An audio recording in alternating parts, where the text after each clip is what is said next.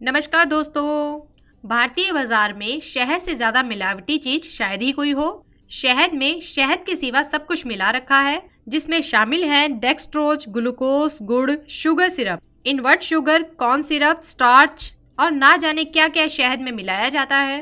कौन सा शहद है आपके लिए सबसे अच्छा, यही है इस वीडियो का विषय, जिसमें आप जानेंगे शहद किसे कहते हैं। बाजार में मिलने वाले 10 प्रसिद्ध हनी ब्रांड्स में कौन सा ब्रांड है सबसे अच्छा और शुद्ध शहद को पहचानने के 5 तरीके। दोस्तों, बच्चे से लेकर बूढ़े तक शहद का उपयोग करते हैं।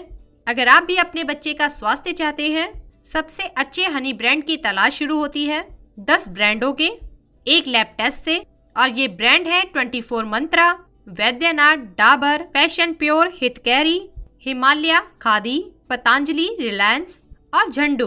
इन सभी ब्रांडों में किए गए टेस्टों में शामिल है C four sugar test, fructose glucose ratio, total reducing sugar, hydroxy methyl, total energy value, moist, total plate count, antibiotic और अंत में पैकेजिंग और मार्किंग। और टेस्ट रिपोर्ट से पहले आइए जानते हैं कि शहद आखिर कहते किसे हैं। WHO के अनुसार शहद में 17 से 20% पानी, 76 से 80% ग्लूकोज, फ्रक्टोज, पोलन वैक्स और मिनरल सॉल्ट होना ही चाहिए। शहद का रंग इस पर निर्भर करता है कि वो किन गुणों से बना है। हर शहद में तरह तरह की मिलावट की जाती है। शहद में चीनी से लेकर आलू के सिरप तक मिलाए जाते हैं और अंत में बेवकूफ बनता है ग्राहक। इन मिलावटी चीजों से ग्राहकों को बचाने के लिए FSSAI ने 21/7/2018 में अपने नए सर्कुलर अनेक कंपनियों से कहा कि शहद में किसी भी तरह की कोई भी चीज ना मिलाई जाए, और इन कंपनियों ने सर्कुलर का कितने ध्यान से पालन किया, आइए अब ये जानते हैं। FSSAI अप्रूव्ड टेस्ट कराने पर इन सभी ब्रांडों में जो टेस्ट किए गए उनमें सबसे पहला टेस्ट है C फॉर शुगर्स का। मानकों के अनुसार किसी भी शहद में शुगर की कुल मात्रा 7% से ज्यादा नहीं होनी चाहिए, और अगर ऐसा पाया जाता है तो ये माना जाएगा कि शहद में शुगर मिलाई गई है, जिसमें चीनी और कॉर्न शुगर भी शामिल है। लैब टेस्ट में झंडू को छोड़कर सभी ब्रांडों में C फॉर शुगर पाई गई और 24 मंत्रा में मानकों के स्तर से भी ज्यादा C फॉर शुगर पाई गई। झंडू और 24 मंत्रा को छोड़कर प्रोटीन किसी भी हनी ब्रांड में नहीं पाया गया, जबकि प्राकृतिक रूप से शहद में प्रोटीन पाया जाता है। ऐसा मधुमक्खियों के द्वारा पराग के परागण के समय एंजाइम के टूटने से होता है। दरअसल कार्बो आइसोटोप की वैल्यू, यदि उसमें शुगर या अन्य कोई चीज मिलाई जाती है तो कार्बो आइसोटोप की वैल्यू बदल जाती है, जिससे प्रोटीन की मात्रा भी बदल जाती है।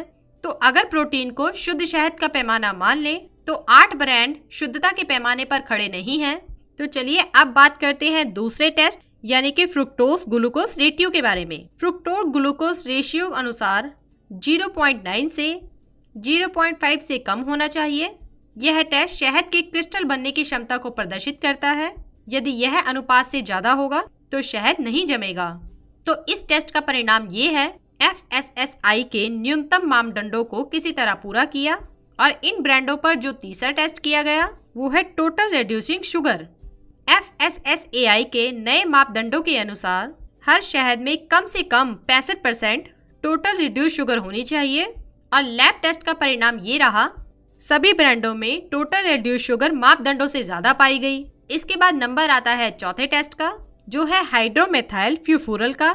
यह टेस्ट शहद की क्वालिटी का इंडिकेटर है। यह शहद में प्राकृतिक रूप में पाया जाता है और इसकी मात्रा शुद्ध शहद में 80 mg पर kg प्राकृतिक रूप से पाई जाती है। ज्यादा मात्रा में पाए जाने का अर्थ यह है शहद का गलत भंडारण हुआ अथवा उसमें शुगर और एडिटिव्स की मिलावट है, और सभी ब्रांड ने यह टेस्ट पास किया।